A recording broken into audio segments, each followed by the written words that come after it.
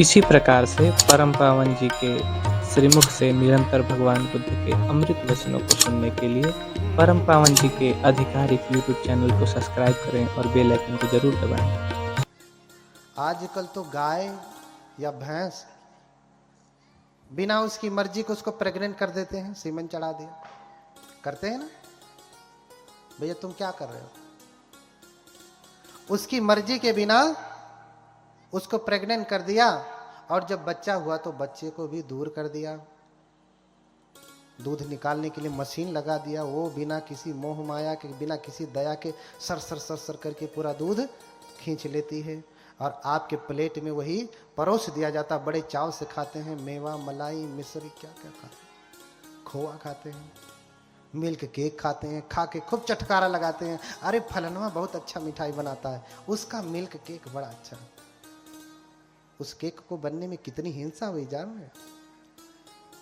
मैं ये नहीं कह रहा दूध मत खाना, लेकिन उसके पीछे की हिंसा भी देख लो आप। खाना है तो घर पे गाय को रखो, भैंस को रखो, उसका ध्यान रखिए, उसके बछड़े का भी ध्यान रखिए। हाँ, उसे दूर न करिए। आपने अगर बछड़े को दूर किया ना तो आपका भी बेटा आपका होने वाला नहीं है, वो भी दूर हो जाएगा। भले ही आप पढ़ा लिखा रहे, लेकिन शादी हुई कि तो जाके मुंबई चला जाएगा, दिल्ली चला जाएगा। यहीं बैठिए, पुटपुटाइए बैठ करके, सोचिए कि अरे हमने पढ़ाया लिखाया ये किया। हा? तो माता महामाया ने सब कुछ छोड़ दिया, सब कुछ छोड़ दिया, सारे बुरे कर्म, चोरी, हत्या, व्यभिचार, झूठ, चुगली, बकवास, कटु वचन, सब कुछ छोड़ दिया। क्यों? क्योंकि एक सात्विक बेटे को जन्म देना है, बेटी को जन्म देना है। इसलिए माता ने अपने जीवन को सात्विक बनाया। देखिए, किसी भी व्यक्ति के निर्माण में, अच्छे बुरे बेटे बेटी के निर्माण में, संतान के निर्माण में 4 नियम ही काम करते हैं। ध्यान से सुनिए, बोलिए भगवान बुद्ध की। आपके लिए विशेष रूप से है, क्योंकि माता इस धरती पे सबसे बड़ी होती। क्या है? माँ इस धरती पे सबसे बड़ी। पिता का क्षण मात्र का रोल है, योगदान है, संतान के निर्माण में माँ का ज्यादा है। इसलिए कहा भूमि गुरुतरा किम, इस धरती पे सबसे बड़ा कौन है? कौन है बताइए? हिमालय पर्वत? कौन है? कौन है? माता। भूमि गुरुतरा माता। हाँ, इस धरती से भी बड़ी, इस धरती पे सबसे बड़ी कौन है? माता। तो माता ध्यान से सुने, बड़ी क्यों है? अगर ये गुण नहीं होगा तो बड़ी नहीं होगी। पिता का तो नमवे नहीं है, लेकिन आकाश से ऊंचा के, आकाश की बादल की जरूरत रोज रोज पड़ती है, बरसात की ना नहीं। इस समय बरसात की जरूरत है, कभी कभार बारिश के समय में। आजकल तो बारिश के समय में भी बारिश ठीक से नहीं हो रही। हाँ, बारिश के समय में भी बारिश की। तो माताएं सुने, 4 नियम काम करते हैं। 4 बीज नियम, ऋतु नियम, कर्म नियम, आहार नियम। ये चारों नियम ठीक होंगे तो जैसे चाहेंगे वैसा बेटा वैसी बेटी होगी। कैसे ठीक करेंगे? जैसे धान की रोपाई करनी हो तो पहले क्या करती हैं आप? तैयारी करती हैं कि पहले ही जिस दिन मन किया बीज उठाया, जाकर के छिड़क दिया, ऐसा नहीं ना। धान की रोपाई का जब समय आता तो तैयारी करती हैं कि किस खेत में बीज डाला जाए। हाँ, उसको बहुत सुंदर बनाया जाता है, बहुत बढ़िया, कंकड़ पत्थर रहित बनाया जाता है। ध्यान से सुनिएगा, क्यों बेटा बिगड़ जाता है, क्यों बेटी बिगड़ जाती है, क्यों जंगाली पैदा हो जाता है, क्यों संत नहीं पैदा होता आपके गर्भ से। सब कुछ करने वाले आप हैं। हमारे वैज्ञानिक लोग कहते हैं कि अत्ता ही अतनो नाथो कोई नाथो परोसिया। बुद्ध कहते हैं आदमी अपना स्वामी है ना। और यही सारे लोग डंके की चोट पे जहां खड़े हो जाएंगे वहां कहेंगे बुद्ध ने किसी को स्वामी नहीं कहा, इस संसार का कोई स्वामी नहीं, मनुष्य अपना स्वामी है तो तुम बताओ, तुम स्वामी हो तो तुम्हारा बेटा तुम्हारी बात मानता है? आ? जो सीना ठोक के कहता है उसमें से अकादे होंगे 100 में से जिनका बेटा मानता होगा, बेटी मानती होगी, पत्नी मानती होगी। कोई मानता है? नहीं, कोई नहीं मानता। 4 नियम काम करते हैं। क्यों? पहले तैयारी होती है, फिर बीज डाला जाता है, उसके बाद जब समय आता है तो खेत की जुताई करके, बारिश होती तो बारिश के पानी से, नहीं तो ट्यूबवेल चला करके लोग खेत में धान रोपते हैं। रोपते हैं ना? और रोपने के बाद भी क्रिया खत्म नहीं होती। बहुत संक्षिप्त में बता रहा हूं क्योंकि आगे चलना है। उतने से भी काम खत्म नहीं होता।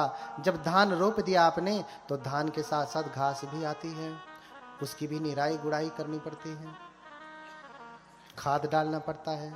ज्यादा घास है तो घास जलाने वाली दवा डालनी पड़ती है, रोग लग गया तो रोगनाशक दवा डालनी पड़ती है, सब कुछ करना पड़ता है। तो समय आता है जब उसमें धान लगते हैं, फिर पकता है, काट लिया जाता है, पीट करके उसे फेंका नहीं जाता। कहाँ रखा जाता है? कंटेनर में सुरक्षित। वर्ष भर आप उसका सेवन करते हैं, 2 वर्ष 3 वर्ष 10 वर्षों तक आप उस धान के चावल का उपयोग करते हैं। अगर आपने चारों नियम ठीक किया, क्या? बीज नियम, ऋतु नियम, कर्म नियम, आहार नियम। बीज आपने ठीक कर लिया, खेत ठीक कर लिया, ऋतु ठीक कर लिया। ऋतु यानी इस समय में धान बोएंगे तो होगा, ऋतु सही होना चाहिए ना। और धान के समय में गेहूं बोएंगे तो, धान के समय में गेहूं बोएंगे तो भी नहीं होगा। क्यों? क्योंकि ऋतु सही नहीं है। ऋतु सही नहीं है। ऋतु नियम और कर्म जो आप कर रहे हैं, निराई गुड़ाई, ये सब भी ठीक से होना चाहिए, तब जाकर के आपकी फसल ठीक होगी। बीज अच्छा है, उपजाऊ खेत है, खेत बढ़िया है, सही ऋतु में आपने बोया है, समय पे निराई गुड़ाई किया है, खाद पानी दिया है, तो कोई ऐसा कारण है कि फसल खराब हो जाए? बोलिए, कोई ऐसा कारण है? नहीं। अगर सारे नियम ठीक हैं तो फसल अच्छी अपने आप होगी ही, उसे कोई रोक नहीं सकता, उसे कोई नहीं रोक सकता। कभी कभार ही आपदा आती है, अपवाद हर जगह है, कभी कभार आती है, बाढ़ आ गया, सूखा पड़ गया, बात अलग है, लेकिन हर वर्ष नहीं होता ऐसा। हर वर्ष तो अच्छी फसल होनी ही है। लेकिन ये कौन सा बेटा है जिसकी फसल अच्छी नहीं हुई? अगर किसान ठीक से खेती करता है तो फसल अच्छी होती है, पैदावार बढ़िया होती है, लेकिन आपकी पैदावार अच्छी नहीं हो रही। कारण क्या है? कि आप तो तैयारी नहीं करते और फिर तैयारी से बच्चे को जन्म नहीं देते। हाँ, माता महामाया ने, मैंने कल बताया कि तैयारी करती हैं, बच्चा नहीं हो रहा है तो वो पूरा तैयारी कर रही हैं, सील का पालन करती हैं, उपोषित व्रत रखती हैं, सारी बुराइयों को त्यागती हैं। क्यों?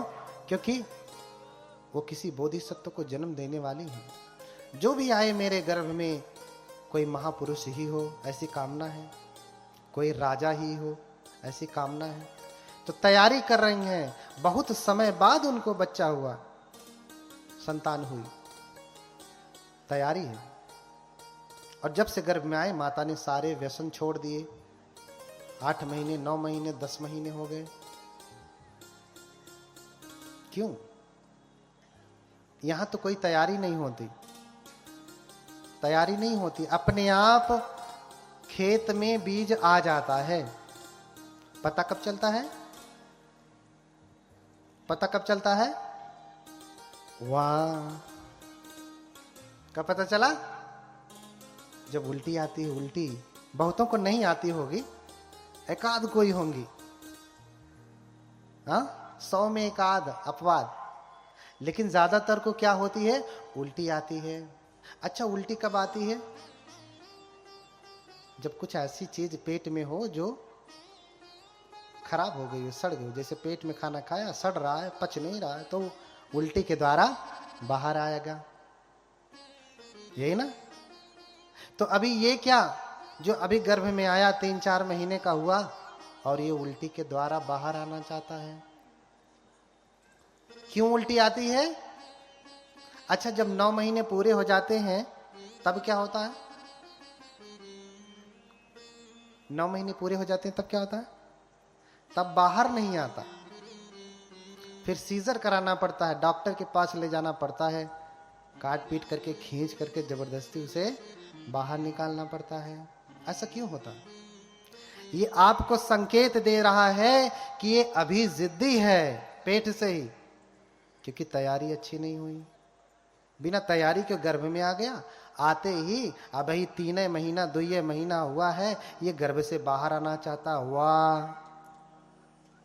जब इसे गर्भ में रहना चाहिए तो ये गर्भ से बाहर आना चाहता है, और जब 9 महीने पूरे हो जाते हैं तो ये गर्भ से बाहर नहीं आता, कहता मैं नहीं निकलूंगा नहीं निकलूंगा। फिर डॉक्टर के पास ले जाते हैं, काटता है और फिर खींच करके बाहर निकालता, तेरा समय हो गया बाहर निकल। ये जिद्दी गर्भ से ही है, आपको संकेत दे रहा। जब ये पेटवे में से बात नहीं मान रहा है तो बाहरवा मानेगा? मानेगा नहीं। ऐसा क्यों हुआ? क्योंकि आपने तैयारी नहीं किया। क्या आपने सच में बेटे को गर्भ में बुलाया कि अपने आप आ गया? पता नहीं कब आया, आपको पता ही नहीं चला। वो तो पता तब चला 2-4 महीना के बाद, जब उल्टी आई। आपके खेत में धान खड़ा हो जाता है, आपको पता नहीं चलता। उसकी तैयारी करते हैं आप कि नहीं मुझे धान बोना, तब जाके फसल अच्छी होती है। बिना बुलाए खेत में घास जमती है, घास। बिना बुलाए गर्भ में घास जमती है, घास। बेटा नहीं, बेटी नहीं। बेटा बेटी पैदा किए जाते हैं, बेटा बेटी पैदा किए जाते हैं। अव्यक्ततः पठमे माँ से सप्ताहात कलली भवेत, माँ से द्वितीय कलल्लात पेशवात्व अर्बुदम व्यक्ति भवति माँ से तत्रेय गात पंचकम मूर्धा द्वय सत्थिनी बाहु सर्व सूक्ष्म जन्म च चतुर्थे व्यक्तांगा नाम चेतनायाश्च पंचमम षष्ठे शिरायु बलवर्ण नख त्वचाम सर्वे सर्वंग भावे पुष्यति सप्तमे ओजाष्टमे संचरति माता पुत्रो मुहु क्रमात्। ये 8वें महीने का पूरा क्रम है। ये पूरा क्रम है जो मैंने आपको बताया। इस क्रम को ठीक करेंगे तब जा करके संतान 9वें महीने में बाहर ठीक से आएगी। तो पहले तैयारी करें, जैसे फसल की तैयारी करनी होती है ऐसे बेटे बेटी की तैयारी करें। शादी विवाह कर लिया आपने, वैवाहिक जीवन का आनंद लीजिए, लेकिन बेटा बेटी संतान ऐसे मत पैदा करिए। संतान के लिए फिर इसी को कहते हैं फैमिली प्लानिंग। फैमिली प्लानिंग का मतलब ये नहीं कि 2 ठो हो गए बस प्लान। ये क्या है? अर्थ से ही समझो आप, फैमिली प्लानिंग का मतलब क्या है। सच्ची फैमिली प्लानिंग यही है कि हम अब बच्चे को जन्म देने जा रहे हैं, तो बेटे को जन्म देने जा रहे हैं, घास को नहीं, पतवार को नहीं, तिन्ना को नहीं, धान को जन्म देने जा रहे हैं। बिना पूछे खेत में तिन्ना ही नहीं जमता है। अपने मन में का साफ काम करता, अपने मन में जमता है, अपने मन में बढ़ता है, अपने मन में झड़ भी जाता है होता है ना। लेकिन धान ऐसा नहीं करता। तो धान चाहिए कि तिन्ना? क्या चाहिए? अब आप लोगों को समझ में आ गया होगा कि गलतियां कहां से हुई। बातें और भी है। अब से तैयारी करना। तो तैयारी करने के लिए अगर आप चाहते हैं कि सात्विक संतान हो तो पहले तैयारी करना है कि अब हमारे विवाह के 2, 4, 5, 6 साल हो गए हैं, अब हमें एक संतान चाहिए। तो पति पत्नी बैठ करके विचार कर लें कि आज तक हम जो भी कुछ करते रहे ऊट पटांग, अब से हम सात्विक जीवन बिताएंगे। अपनी काया को शुद्ध करेंगे, वाणी को शुद्ध करेंगे, मन को पावन करेंगे, और फिर सात्विक मन से, सात्विक काया से जब हम आप दोनों इकट्ठे होंगे तब जब संतान आएगी तो कैसी होगी? अच्छी होगी। और गर्भ में आ गई इतना से ही काम खत्म नहीं होता। धान रोप दिया, आपकी ड्यूटी खत्म नहीं हुई, पूरा अंत तक जिम्मेदारी, 9 महीने तक पूरी जिम्मेदारी आपको करनी पड़ेगी। मां गर्भ में बच्चे को लिए हुए है और देख क्या रही है? तारक मेहता का उल्टा चश्मा। तो लड़कवा बहरे आई तो का करी, चश्मा सीधे लगाई, उत निकाल के तोड़ के फेंक दे। हाँ, सास बहू के झगड़े, वो तो पेट से ही सीख रहा है ना। आपने एक कथा सुनी होगी कि अभिमन्यु गर्भ में थे तो कथा सुना, उनके पिता चक्रव्यूह तोड़ने की कला सिखा रहे थे। माता सो गई तो बेटा भी सो गया। हाँ, इसलिए अंतिम व्यूह तोड़ना उन्होंने गर्भ में सीखा नहीं, क्योंकि मां सो गई तो बच्चा सो गया। हाँ, ये सारी कथाएं पहले से ही प्रेरित है यहाँ पे, इसलिए आप इसे ठीक करें। क्योंकि आप जो खाती हैं, कल हमने बताया मनोसंचेतना आहार, कबली का आहार तो आप ठीक लेते हैं, लेकिन मन का आहार ठीक नहीं लेते। क्योंकि हम जो भोजन करते हैं ना, उसका सत्व आप ही को नहीं जाता, आपके बच्चे को भी जाता है। आपने सेब खाया तो आपके शरीर को ही नहीं गया, किसको गया? बेटे को भी गया, बेटी को, जो भी है संतान आपके घर में, उसको भी गया। ऐसे ही आपने क्रोध किया तो क्रोध आप ही नहीं कर रही, क्रोध का संस्कार किसको जा रहा है? बच्चे को भी जा रहा है। जैसे जो मां गर्भवती है, पति बड़ा बदमाश है, डरा धमका के रखता है, मारता पीटता है, पत्नी हमेशा डरती रहती है, तो उसका बेटा भी पेट से ही डरपोक हो जाएगा। क्या हो जाएगा? क्योंकि मां डर रही है, तो मां डर रही है तो मां के द्वारा जो है नाभि से बच्चा भी जुड़ा हुआ है।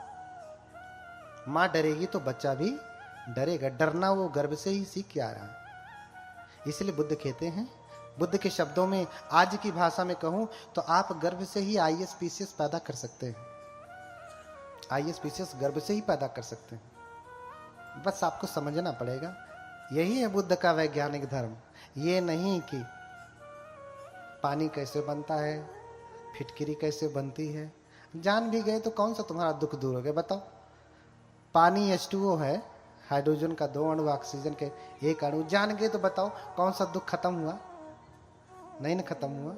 ये विज्ञान जाने तो आपका दुख खत्म होगा ही, जो बच्चों से इतने परेशान रहते। कल को नहीं तो बच्चे को लेके आएंगे, कहेंगे बनते जी तो हमारा लड़का, इसको कुछ कहिए, कोई मंत्र फूंकिए कि ये ठीक हो जाए। अरे बेंगवा तो पहले ही गड़बड़ कह देला तो हम का ठीक करें? हाँ, फसल तो पहले ही गड़बड़ है ना। इसलिए चारों नियम को ध्यान में रखें। पूरे गर्भ में 9 महीने कोई मजाक नहीं है। संतान को जन्म देना कोई मजाक नहीं है। मजाक करेंगे तो मजाक ही पैदा होगी। देखिए आजकल बच्चे गर्भ से ही पैदा हो रहे तो एकदम कमर हिलाने वाले। क्यों? विद्वान कम, कमर हिलाने वाले ज्यादा हो रहे हैं। ऐसा क्यों? क्योंकि आज घर घर में मोबाइल है और हर माँ वही कमर हिलाने वाला देख रही है। बेटा भी गर्भ में देख रहा है। बाहर निकलते ही कुछ सिखाना उखाना नहीं है, बस खाली म्यूजिक बजाइए, वो तो पहले ही सीख करके आया। हाँ, छोटे छोटे बच्चे ऐसा कमर हिलाते हैं कि क्या कहेंगे। छोटे छोटे बच्चे आईएएस नहीं बन रहे हैं, लेकिन बढ़िया बढ़िया डांसर हो जा रहे हैं। हाँ, जो डांसर होने के लिए 10 वर्ष लगते थे, आज वो वर्ष भर भी नहीं लगता, वो हो जा रहा है। क्यों? क्योंकि आप मन से वो आहार दे रही हैं गर्भ में ही। अगर आप ज्ञान का संस्कार गर्भ से देंगी तो बच्चा गर्भ से ज्ञानी नहीं होगा। हाँ, होगा।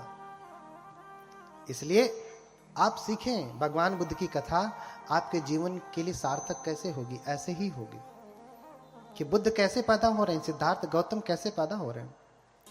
अब 9 महीने माता ने गर्भ में धारण किया, ये सारे नियमों का पालन किया। मोटे मोटे मैं आपको बताया हूं, क्योंकि समय कम है। कथा मात्र 3 दिन की है, जब 7 दिन की लगेगी तो थोड़ा सा और बड़ा करके बताऊंगा, है ना। अभी इतना है। तो गांव में पहले पत्र लिखते थे तो क्या कहते थे?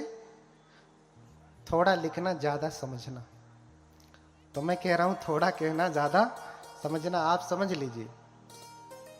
लेकिन माता महामाया 10 महीने बच्चे को गर्भ में धारण करती हैं।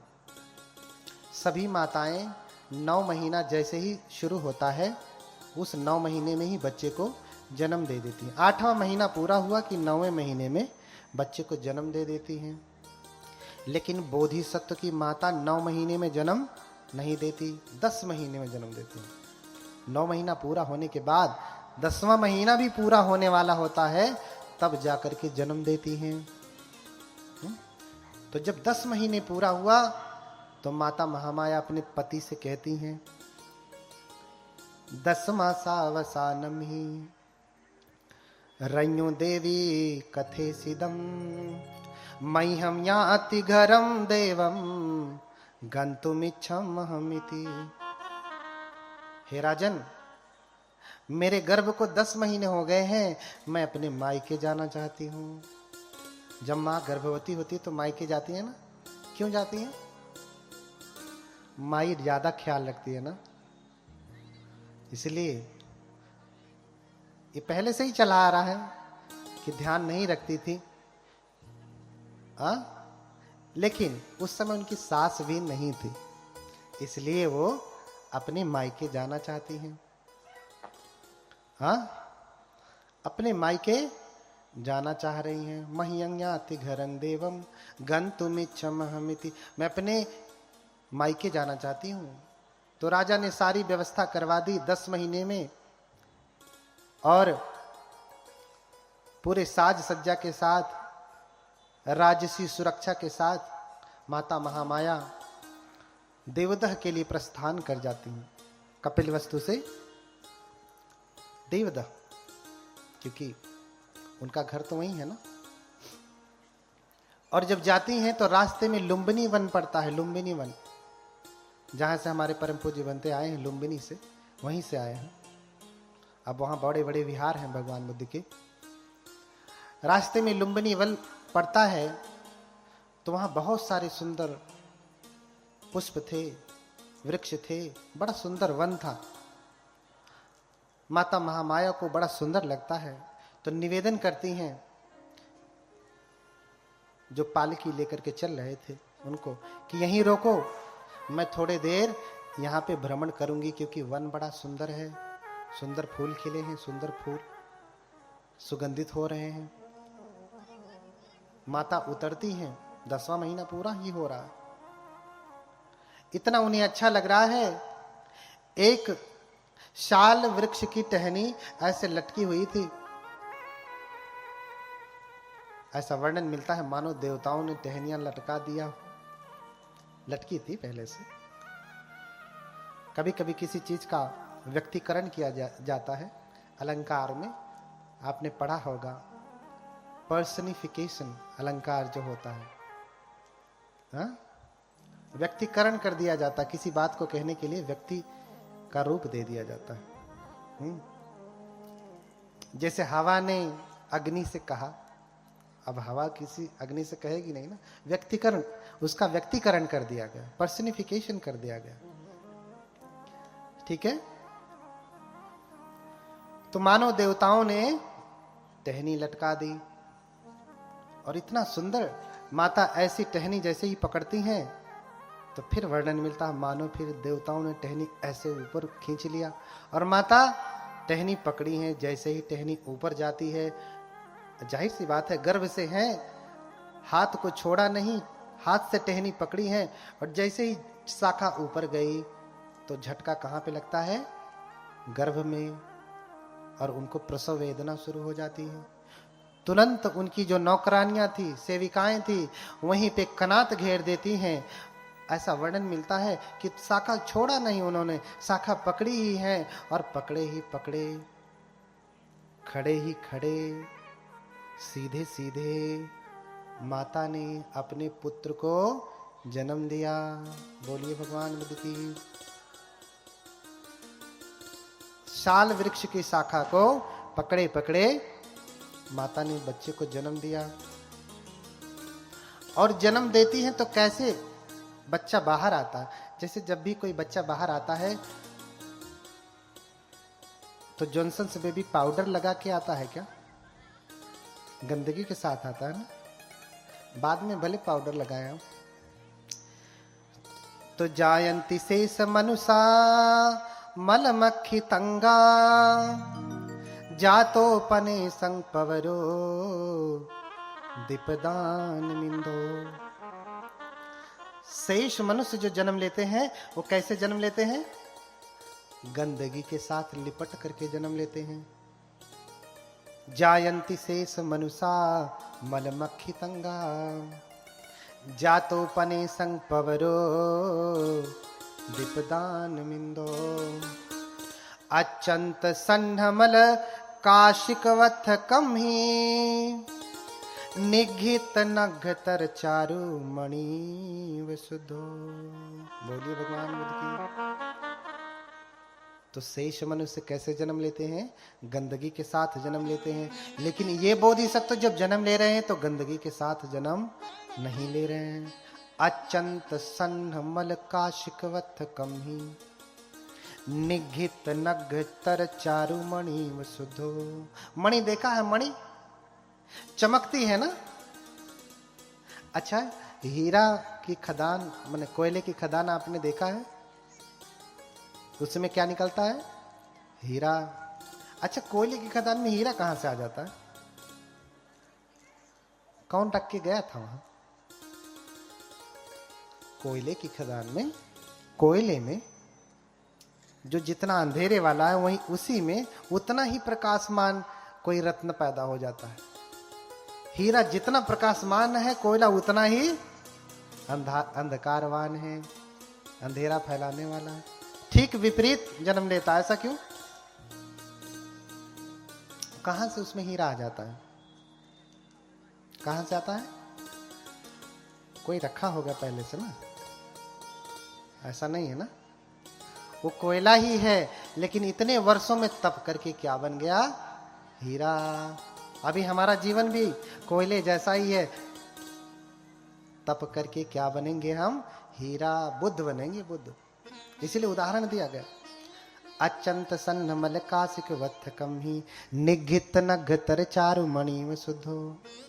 जैसे कोई मणि, जैसे कोई हीरा चमकता है ना, तो काशी के वस्त्र में जब कोई रत्न रख दिया जाता है, हीरा रख दिया जाए, तो वो बहुत ही सुंदर लगता है। काशी का वस्त्र बहुत सुंदर होता था, पहले भी और आज भी, है ना। सबसे बढ़िया साड़ी कहाँ की है? माता जी उधर पीछे वाली। ओहो, बोलिए भगवान बुद्ध की, बोलिए भगवान बुद्ध की। उधर पीछे वाली माता जी, गुलाबी रंग की। हाँ, सबसे बढ़िया साड़ी कहाँ के? बनारस की, काशी की। तो उस समय भी काशी के वस्त्र बहुत ही मशहूर थे, आज भी हैं। हाँ, पुरुषों के लिए और स्त्रियों के लिए, दोनों के लिए सबसे मशहूर, सबसे अच्छे वस्त्र कहाँ के हैं? काशी के हैं। तो जैसे काशी के वस्त्रों में कोई रत्न रख दिया जाए, चमकता है, ऐसे ही बोधिसत्व माँ के गर्भ से साफ सुथरे चमकते हुए बाहर निकलते हैं। निघित नघतर चारु मणि वसुधो। ऐसे ही रत्न की भांति शुद्ध वो गर्भ से बाहर निकलते हैं, गंदगी नहीं होती। ये गंदगियां होती क्यों है गर्भ में? क्यों होती है? अब वैज्ञानिक कारण देखेंगे तो उसके कई कई कारण हैं।